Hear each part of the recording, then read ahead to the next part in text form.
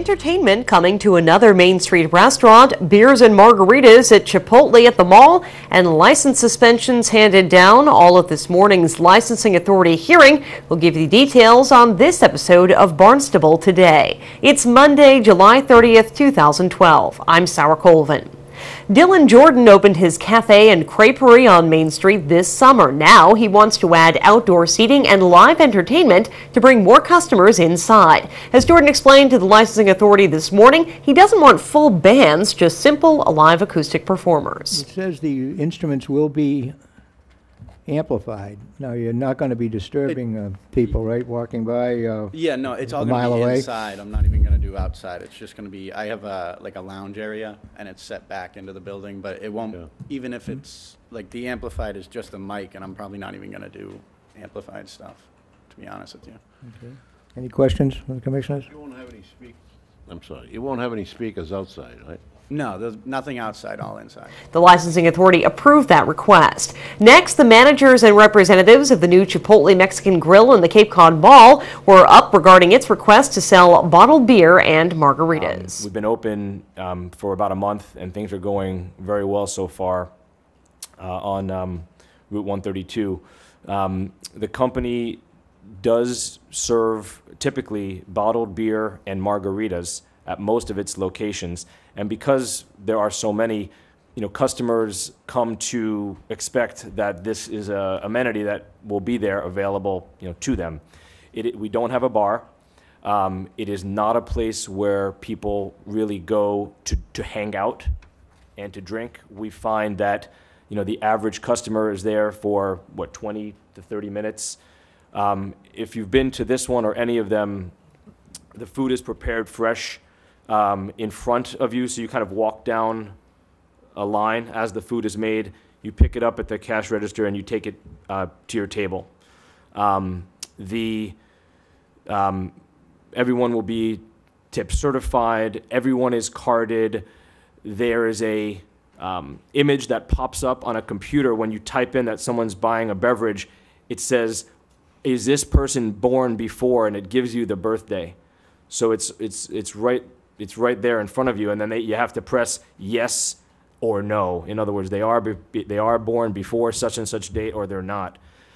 This is something that the company has standardized across the board. After asking several questions to ensure the team would work to comply with liquor laws, the request was approved. 3 show cause hearings appeared before the licensing authority today. The first was in regards to a number of violations by Main Street restaurant Fresh Catch. Violations included failure to provide a printed receipt, an overcapacity crowd, allowing an outside entertainment company to run an event inside the establishment, and other violations. The police testified first. On behalf of Lieutenant John Murphy, on May 25th, he was working from 5 p.m. at night until 1 o'clock in the morning as a supervisor of the Barnstable Street Crime Unit. Part of the task of that street crime unit is to deter crime, disorderly conduct, vandalism, and drunken public intoxication on Main Street. At about 10 o'clock that night, he had a conversation with a door staff at the Fresh Catch, excuse me, who he later identified as Darryl Ecker. He inquired about what type of entertainment was being held that night and was told by him that there was hip-hop being conducted in the back room and karaoke in the front room. Lieutenant Murphy also observed at that time that there was a $10 cover charge being asked of everyone going into the building. He also observed that no receipt was being given at that time. At about 30 minutes past midnight, officers of the Barnstable Police Department, along with the Street Crime Unit, responded to a disturbance inside the Fresh Catch. A subject inside the Fresh Catch had been assaulted with a beer bottle and had a laceration and been stabbed in the face with that broken bottle. An investigation on scene resulted in an arrest for assault and battery by means of a dangerous weapon, mayhem, and disorderly conduct. While Lieutenant Murphy was on scene, he estimated that the crowd inside the establishment was at about 300 people. He also observed that there were only 2 security staff on scene at the time. One was at the door and another person was inside. After the disturbance, Mr. Ecker asked that the police department assist in clearing the people out of the establishment. Also, an officer had to escort the fire department through the establishment to the injured person due to the large crowd.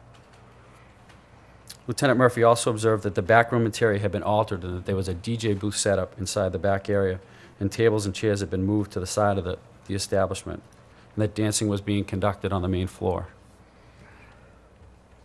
It's also important to note that one of the owners, Mr. Stephen Roy, was on scene, and he was cooperative with law enforcement during the whole time. Lieutenant Murphy had a brief conversation with him about the assault, and Mr. Roy was very cooperative. During the course of Lieutenant Murphy's investigation inside the establishment, he learned that the event was being sponsored by AYBIOI Entertainment and was billed as an old school reunion 5. Flyers had been distributed prior to May 25th to advertise the event. AYBOI also had a Facebook page that advertised the event and stated that it was their second year at the Fresh Catch. It said that last year's event drew over 300 people. I think within your packet you'll see that there's 4 photographs and a copy of a flyer that was posted on the Facebook page. 2 of the pictures also depict the back room with people dancing in it, and 1 depicts the front entrance, and the 4th depicts the DJ sound system. And then the lawyer for Fresh Catch had his turn at the podium. That Mr. Acker, who's here, would be happy to answer any questions. He was at the door, he had a clicker, and he was keeping count of individuals coming in. When I spoke to him, and he's happy to address the board, he told me that it was a little over 200 people. I'm not here to question Officer relative to estimating 300 people, but in talking to Mr. Roy, he assures me that it wasn't 300 people. Clearly on the website, there was an indication that in the previous year, it was well attended, over 300 people, and we suspect that's where that number came from. But Mr. Acker will tell you that per his count, it was well under the occupancy limit.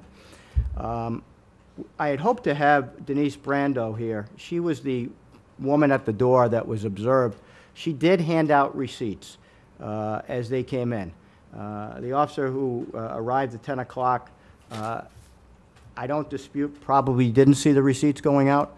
What had happened, and I've counseled Mr. Roy about this, people would come in, they'd either take the receipt, throw it on the ground, refuse to take the receipt, and then of course some took them and stuck them in the pocket. I've told Mr. Roy that no matter what happens, they have to still continue to give out the receipts. He does not dispute that probably at some point in the night, Ms. Brando stopped handing out receipts.